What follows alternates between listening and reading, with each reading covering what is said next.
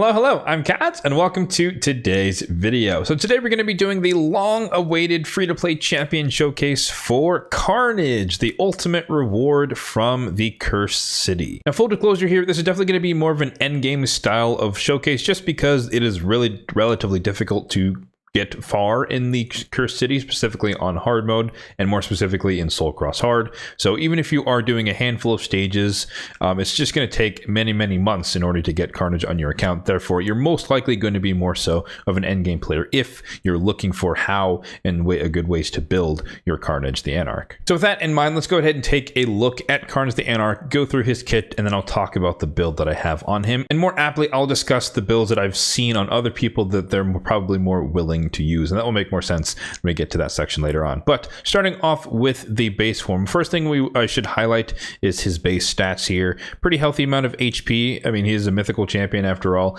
but still, for an attack-based champion, a nuker, has a pretty high base HP, 1400 on the attack, 100 on the speed, 63 on the crit damage. And then if you flip over to the alternative form, he's a lot squishier. So he's more of a utility, as we'll see, champion in the kit on the form 1, and he's more of a nuker on form 2, with a totally not ignorable 1900 base attack on form 2. Same speed, same crit damage, and a lot less HP. So he's squishier, but again, he does a lot more damage in that form. So starting off with form 1, let's take a look at some of the skills. Starting off with, in this case, we'll go a little bit backwards. Well, no, we'll start with the passive, just because it'll make his kit make a lot more sense if we start from there. So every hit from this champion, so regardless of the attack that's being used, every single hit has a 50% chance of applying a debuff spread effect. So it'll take one random debuff from the target that you're attacking and placing it on all enemies.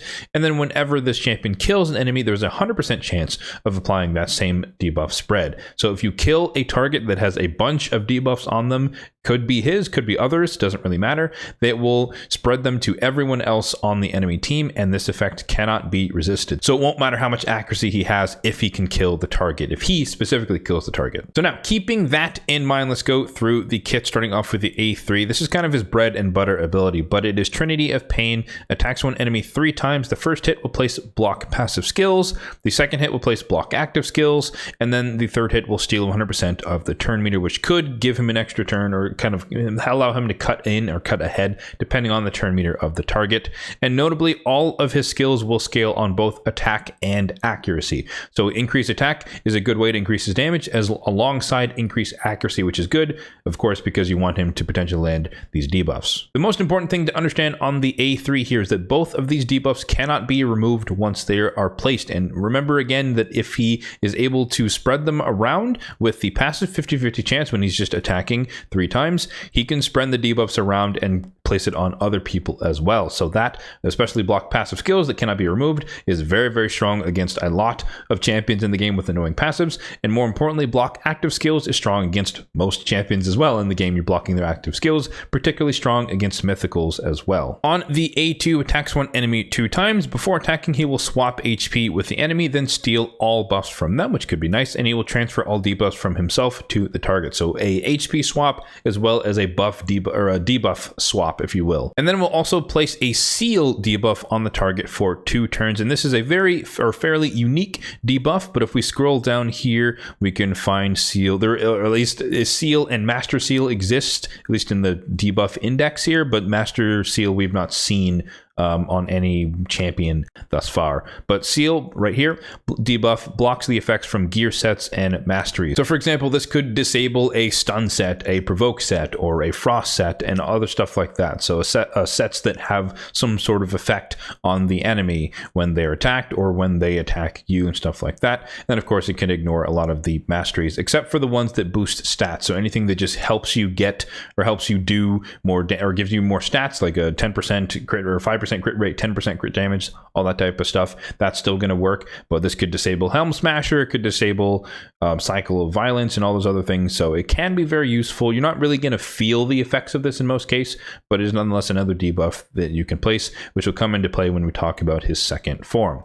Then on the A1, attacks one enemy 2 times, once again, so lots of multi-hit abilities, and this has a 50% chance of removing 1 random buff from the target, which can be good. However, be careful, because of course removing buffs can get you poly polymorphed alongside anything else, I guess, debuffs that he places get you polymorphed as well.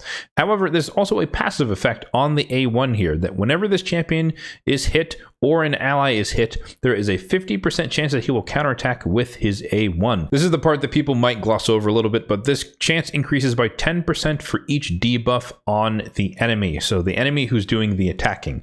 So if you have 5 debuffs on you and you attack anyone on the team with Karnage, he has a 100% chance of counterattacking with this skill. And then once again, keep in mind, every time he attacks, there's a 50-50 chance that he could spread debuffs from the target he's attacking and place it on everyone else. So that could include anything he places or anything that's already on them. So it can be very, very deadly and very, very devastating very quickly if he starts placing and spreading around block passive, block actives that cannot be removed alongside the seal debuff. Now, if we hop into the alternate form, you can see that this, or as we talked about, this is more of the nuker form. And if you take a quick look at the passive here, it's very, very different because again, this is the nuking form, but it will increase his crit damage by 1% for every 3 points of accuracy they have. So there is a benefit to building him with relatively high accuracy depending on your level of gear and what you're trying to do with him specifically. And you'll also ignore 10% defense for each debuff that an enemy is under. So the more debuffs that are out there,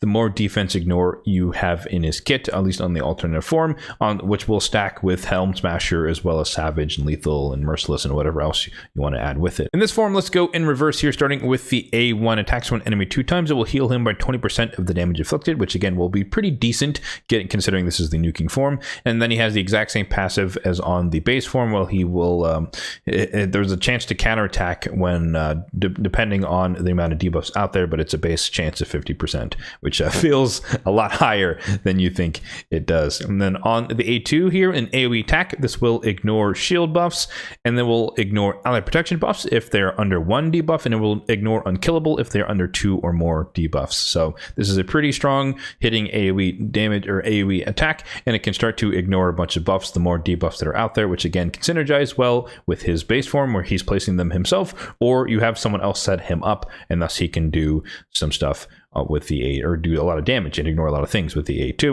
And then lastly, we have the A3, attacks all enemies 2 times. If the target is killed by this skill with 3 or more debuffs, places a block revive on them. So he has block revive potential in his kit as well on the alt form. It is a pretty hard condition to secure. Again, we're in the polymorph meta, so to speak. Still, it's waning a little bit, but it's still kind of present, at least more in the lower echelons of arena, which I delve in. But if you can pull it off, 3 or more debuffs, then you can just switch over to this form. AoE attack, double hitter, which is good against anyone who has a Ward of the Fallen and other stuff like that. You can still potentially block revive, which is pretty darn handy, of course. And then it will heal him by 30% of the damage dealt. And again, same thing in the alt form. All of his abilities scale off attack and accuracy. So again, both stats are helpful. And depending on how you want to use him, you might bias him towards one or the other. Now, one thing I do want to point out here is that despite being endgame, mythical tomes are definitely hard to come by, and I do happen to be fairly lucky in terms of the mythicals that I have on my account. So his second form currently is unbooked. I do plan to book it eventually in the future because I do make use of this champion when possible, as we'll see a little bit later. But the base form is booked. I did book that recently in a CVC because primarily I use him in the base form to do the setup between the block passive, block actives, and the seal as need be. And then if the moment is right, or if my enemies allow me to in live arena, then I switch into the second form and get the AoE block revive, which is super fun. So now let's talk about the build that I have him in, and that is of course going to be lethal. And ideally I would have had him in lethal and feral, or like lethal and perception, kind of some combination of kind of like a Wukong, a hybrid build where he has a decent amount of accuracy, but not like 700 like a Warlord, Yumiko, Lockout, Fabian, Armand's type champion, but not so low that he can't actually do anything, because if he can't land the debuffs, then he's not really going to do as much within his kit. So kind of that Wukong style of build hybrid.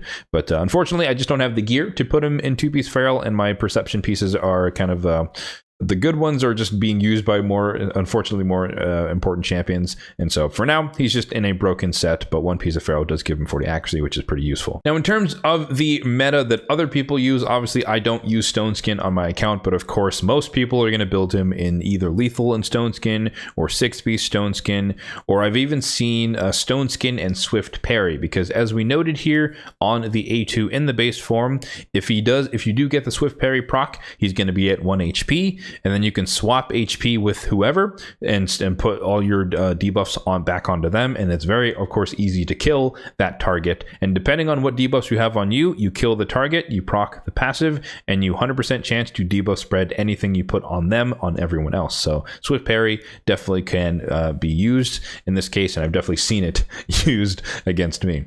But if we go through the gear pieces really quickly, I do have an accuracy banner on him with speed and attack with some accuracy on the Ascension. I have one reaction piece on him just to try and keep him alive, because as you can see here, I'm not running mine in Stone Skin. So if he gets hit, he will very, very easily die, even in the base form with a slightly tankier HP. But crit damage here on the amulet, attack on the ring with attack, a little bit of HP. We have speed on the boots with some crit rate and some flat attack. Unfortunately, I just don't have attack percentage with crit rate and crit damage, etc. on the boots, but we do have some accuracy as well. Eventually, I like to reroll this into speed.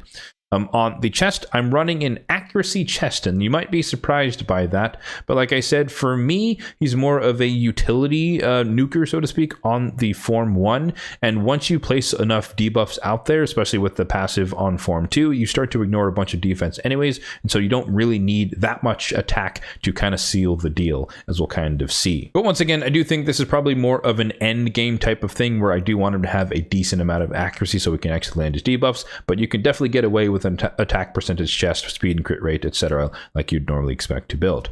On the gloves, we have crit damage with triple crit, speed, attack, and some HP, so perfect gloves for him, again in the feral set for the extra accuracy. On the shield, we have speed and accuracy because we are crit capped already from everything else. We have a speed here on the weapon as well, crit rate a little bit, some attack, some HP, and then on the weapon here we have a triple crit, once again some speed, some attack, some HP. So same things, crit rate, speed, attack, and then ideally we'd have some accuracy substats along the way. We have a little bit on the shield, but there's just not enough of that style of gear, unfortunately, in my lethal set to put on into this build. So work in progress to improve his accuracy overall. But all of that culminates into, on the base form, almost 40,000 on the HP, 4.1k on the attack, 2200 or 2200 on the defense, 266 on the speed, full crit rate 219 on the crit damage, which does feel fairly low, but that's just the limitation of my gear at the moment. And then 455 on the accuracy. And then we take a quick look over at the alternative form with the higher base attack. It just goes up to 5,300 on the attack. So this is not a crazy Karnage and super whale Kraken type champion here. We're not going to see any crazy stats, 10,000 attack or anything like that. This is more realistic. But again, keep in mind that this is with an accuracy chest, not an attack percentage chest. So that is reducing our attack by a lot, but I'm trading that to make sure that our accuracy is high enough to land it. And we'll even probably pair him with increased accuracy champions if we can get that into a team. All right, so of course I definitely use Karnage in the arena. I think he's definitely slated as an arena champion, and he's not much of a PvE champion. However, I've heard great things about what he can do in terms of a DPS for Hydra, potentially for a Chimera as well. Doom Tower Waves, he could be useful. We'll come back to other areas, stuff like that. But in this case, primarily for my account, at least he's used for a flex champion in the arena as needed. So let's take him into some fights here in the classic arena and just showcase how I personally like to use him to counter champions with annoying passives in the game. Starting off with Volcanos. Volcanos, of course, has a very, very annoying passive, so let's put together a team that can handle this without dying, of course, to his HP burn passive. So one thing I did forget to mention about Karnage is he does have a speed aura in arena battles, and that, for at least for me on my account, is a fairly rare thing to have a nuker with an arena speed lead aura. It's really easy to have like a support champion with the speed lead, so he can be your speed lead in live arena or other forms of arena, which is very, very useful as well. So we're going to try and counter this team, which I expect 1000% to be in some annoying stone skin BS builds here. So we have Karnage in the lead. We have Arbiter to give him increased attack. We have Gizmak to burn all the stone skin off, which will allow us to start blocking passives and spreading it around.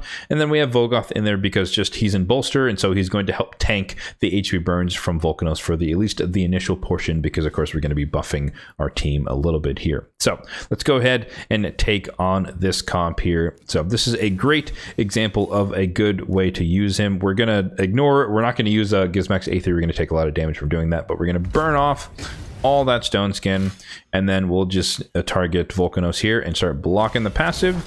And we got unfortunate there. We didn't spread block passives, but we did spread the block actives here, which is pretty useful in this particular fight. But most important thing now is that we blocked the passive of Volcanos. We don't have to worry about it. We can freely buff up as needed, and so we don't, and we can just deal with them, I guess, accordingly.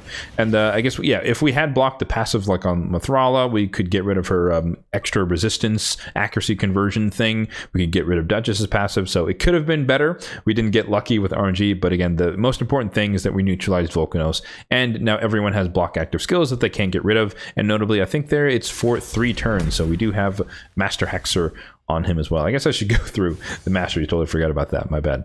We can hop back and hop back in time and go through the mastery. So in this case, we're going to no, actually no. We're just going to change forms. We're going to change forms here, and we're just going to show off the A3 and just kind of kill everybody, basically. Yeah. So there we go. Super fun. AoE block revive across the board. I think maybe Mithrala might have had 2 debuffs, but they're all dead. So super easy. So even then, you have some of the most annoying champions, the most annoying passives in the game, but obviously, you know, you have to get rid of stone skin in some form in order to make a team like this work. But once you do get rid of the stone skin, just block their passives, block their actives, and then you don't have to worry about whatever that annoying champion could do. So let me really quickly hop over to the masteries and dive into that, because I forgot to explain that a bit earlier. And I have him built in the offense and support tree because, again, I'm focusing more on form 1, less on form 2, so I want him to do as much of the debuffing as possible. And notably, as we kind of saw through his passive on his A1s, he's going to be counterattacking a lot regardless, so you don't really need Retribution, and all the other tankiness stuff could be nice. Resurgent could be nice, but I'd rather have, you know, a 3-turn duration block passive skills or something that cannot be removed and spread around, which is a lot more potent, a lot more powerful. So the noteworthy parts of this build are that I went with Cycle of Violence just because if he happens to hit hard enough, he can reduce the cooldowns of his abilities, because they are fairly long cooldowns, especially if you're going to be running him unbooked, which I imagine a lot of you are, just because you're not going to have a lot of mythical tomes. Whirlwind of Death to give him more speed if he starts killing people. And then we start hugging the left-hand side, come all the way down to, of course, Helm Smasher to ignore as much defense as possible. And then on the support tree, we're kind of beelining it through all of the accuracy boosting stuff, Lore Steel for the extra stats, and then Sniper to increase the chance that he can counterattack. Obviously, everything else he does has 100% chance to land. And then, like I mentioned, Master Hexer, extend the block active, block passives, and or seal debuffs. All right, so we refresh the page and we have another Volcanos team that we can try and take advantage of. 6-star Incinerate on this one. So we do once again want to be careful. We don't want too many buffs up, but we are going to run the same bolster shield protection strategy here. Hopefully we get some good RNG as far as it comes to making sure that we can spread all of the appropriate debuffs around. So we're going to do this. We're going to pop all the stone skin off, and then that should allow us now to target once again the Volcanos. Do this and spread it around. Okay, we didn't get fully lucky there, but we did get the block passives skills. So one thing to note here, very important, that this is an entirely demon spawn team. So if Volcanos' passive had been active, then Karnage would have been dead forever there because of that aspect of the passive. So obviously we haven't blocked, or we can't block the blessing, so we're still going to get burned and hit by Incinerate and whatnot. But the main thing here is that we weren't block revived, which is very, very important. So let's see if we can get some provokes here, start healing it back up by making them attack Vogoth. The enemy Karnage is kind of interesting as well. I guess, oh, he just spread the up. There is a good example there. The Swift Parry, like I mentioned, the Swift Parry Karnage definitely is a viable strategy that can work. So let's go ahead and get rid of that. Hopefully we can start to take them out here. I can finish them off with Gizmak here, but we're gonna save the killing blow for Karnage if possible, if he doesn't just kill everyone. Okay, we blocked the passive on commons as well. Well, I guess at this point we'll see if we don't weak hit, but you get the idea. So if you can make sure, or if you can secure it, then you can end up in a situation where you can start blocking their passives, blocking their actives. You start counterattacking, spreading it around, and it's just a very, very effective way to deal with some of the more annoying champions in the game. Again, assuming you have some way to get through their assumed stone skin. All right, so the last team here we're going to take on in Classic Arena is going to be a Mortu Macabre Freya combination. So the goal here, same thing like before, we're going to disable some of the more annoying passives. So we're going to disable Freya's passive. That way it makes it easy. We can target freely one of the nukers, and we're going to try and disable Mortu Macabre's passive as well. He is definitely going to be the target in this case, or maybe I'll target Narcissus. We'll kind of see. It depends who has stone skin and whatnot and everything. But again, I'm assuming everyone's in stone skin here across the board. Yes, we love it. We love to see it. Love, love, love this stone skin on everyone. So we can burn it all off with the Gizmac. And then let's see, who did we hit the weakest? We hit Freya the weakest. So assuming we have enough accuracy with Niku's accuracy, let's put it on her. Disable her passives, and perfect. That's exactly what we want to see. So now across the board, everyone's passives are blocked, including Mortu's, and I guess more importantly, Narcisse is blocked and Korra is blocked. So we don't have to worry about their passives, their actives, or anything going on like that. So perfect setup here. The table is set. We change forms, and then we just nuke them down. Perfect. That's exactly what, or exactly how we wanted to see it in this case. So perfect setup, perfect chance to spread the debuffs around, and exactly what you want to see from him. All right, so here we are in the tag team arena, and we're going to showcase him a little bit more against some of these teams. Specifically, I'm going for team 1 here because I want to show him a little bit against like the Wukong and UDK style of teams. And in this case, I'm a little worried about the 5-star polymorph there on the UDK, so I'm bringing in Armand to hopefully deal with that. But if not, then we also have Gizmac in there to burn off the presumable amount of stone skin on there. And the goal here is to block the passive on Wukong,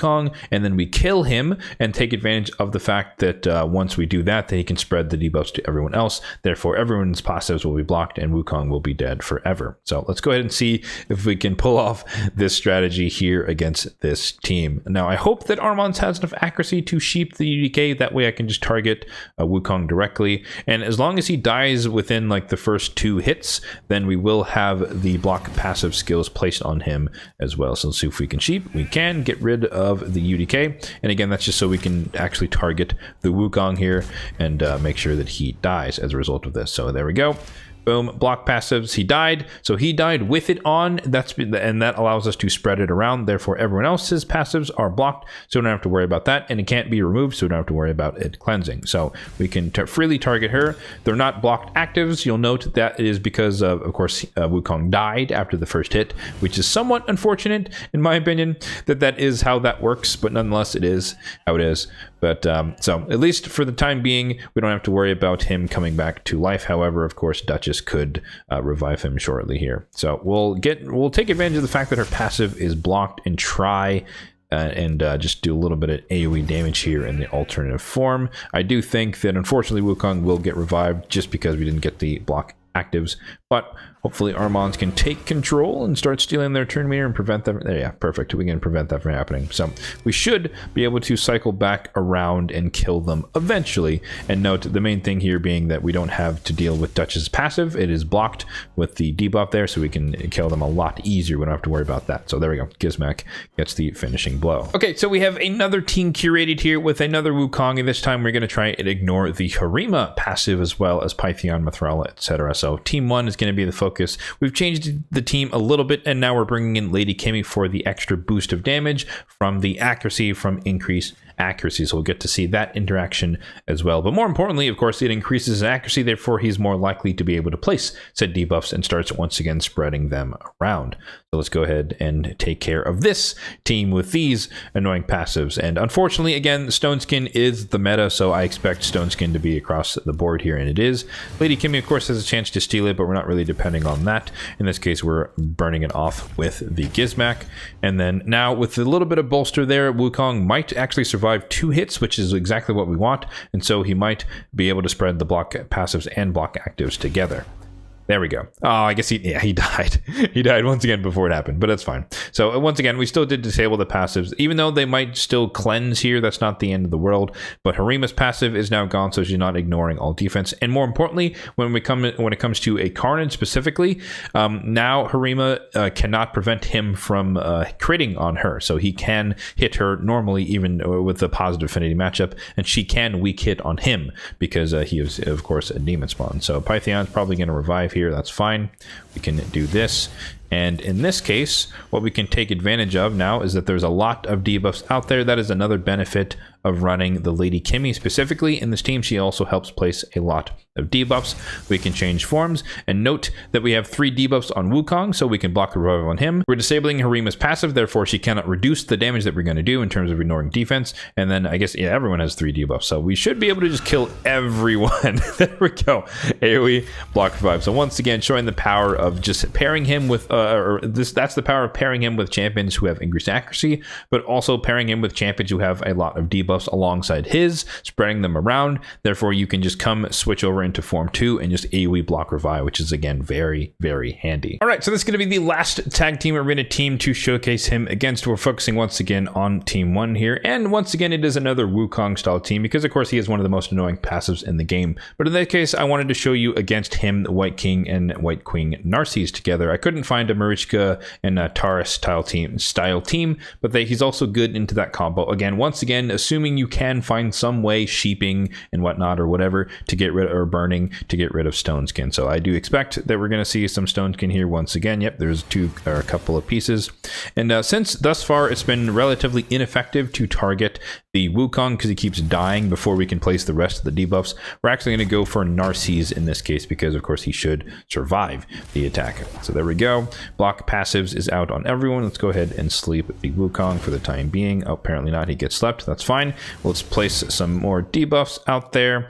And then right here, we can do this, steal his buffs, take him out. So now we have seal spread across the room, or across the team. And then we don't really have to worry necessarily, for at least for the time being, about Wukong coming back to life naturally. And in this specific case, we also don't have to worry about, well, we do have to worry about Narcisse, but we don't necessarily have to worry about Ancora stealing debuffs from the person with the highest crit damage or whatever she does. So we can ignore her passive. So let's try and take out Narcisse here and Wukong. We probably are going to weak hit on the other two, but nonetheless, let's give it a shot and see if we can take them out. And oof, unfortunate, we didn't actually end up killing Narcisse. So now I think actually both of them might have their revive. So we're going to pick him back up. He has increased attack. We did not get lucky there with the Gizmac burn, but nonetheless, we are going to try and do a little bit of damage here, get the extra turn by killing the Wukong, and hopefully we can finish. There we go. All right.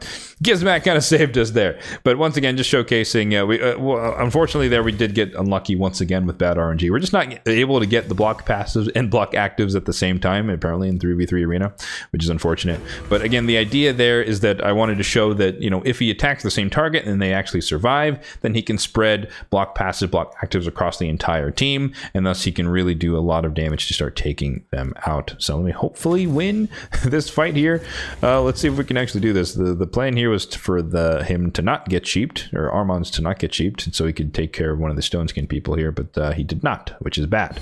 So not going to keep you guys here for this fight here, but again, you get the idea by now, hopefully, that the power of Karnage is to place and spread the block passive, block actives, and then if you can set it up with the alt form, then he can come back around and block revive, which is really useful. Okay, I lied a little bit. I do have one more potential case. I did manage to find a Taurus and Marichka team, so we're going to try our luck and see if we can defeat team 2 here. Now, I do anticipate that they're going to be in some stone skin potentially, but we're going to see if we can take advantage of this team, mainly the Siphian Rhodos, but also see if Karnage can come in clutch near the end and place the block passive skills depending on whatever build they might have on their team. So let me quickly get through battle 1 here, and then I will recoup with you guys once we get to fight 2 and see how we can handle that Taurus and Marichka Marichka team. All right, so here we are against team number 2. Unfortunately, I did lose the first battle. It didn't exactly go as I planned, but that's not really that important. So we're gonna, I guess there is some stone skin here, so we're just gonna start by using Rotos to kill off probably the Lydia first,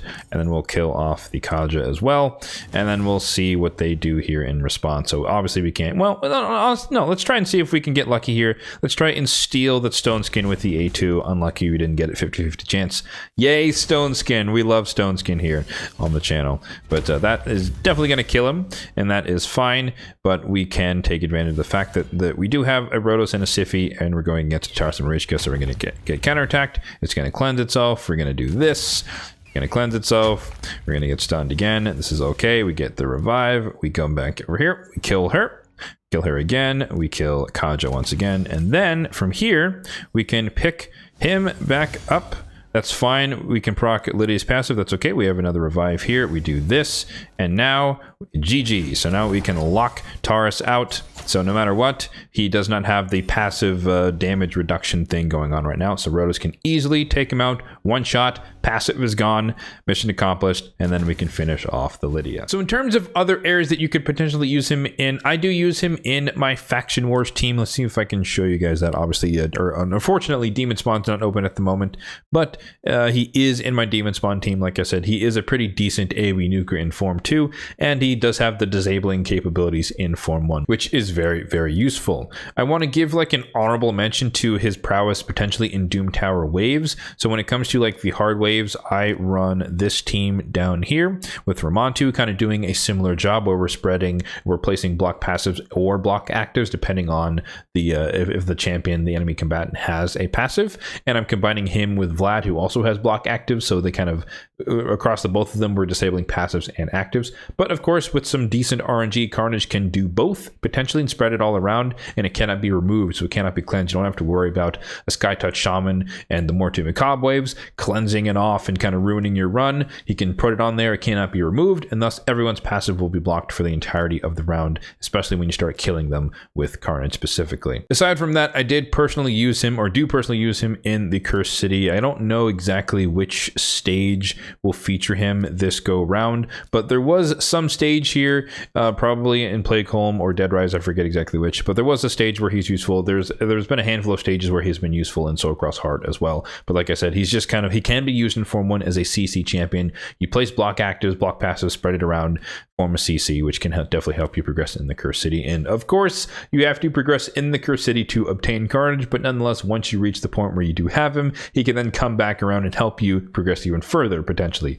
into the Cursed City. And then, like I said, honorable mention, I know I've heard that he's a decent DPS in Hydra and Chimera, I believe in Form 2. You'll have to check with other content creators who have done showcases on that, but again, he can do that as well, although I do think the build for that situation will be a little bit different. So there you have it. That's going to do it for the free-to-play champion showcase for Karnage, the Anarch. Be sure to let me know in the comment section down below, are you endgame like me and have already claimed your Karnage from the Cursed City, or are you one of the many, probably majority of the player base, still slowly working your way through the Cursed City towards getting Karnage? And let me know if you are excited to get him now that you've kind of seen a little bit of what he can do in an arena setting. When it comes to these types of videos, they are selected by you guys, the community, so feel free to hop over to the community tab page on my YouTube channel to vote on the poll for the next champion going to be featured in the free-to-play champion showcase. As always, if you did find this video helpful, then be sure to hit that like button down below. It really does help out the channel, and feel free to hit that subscribe button down below as well if you are enjoying the content overall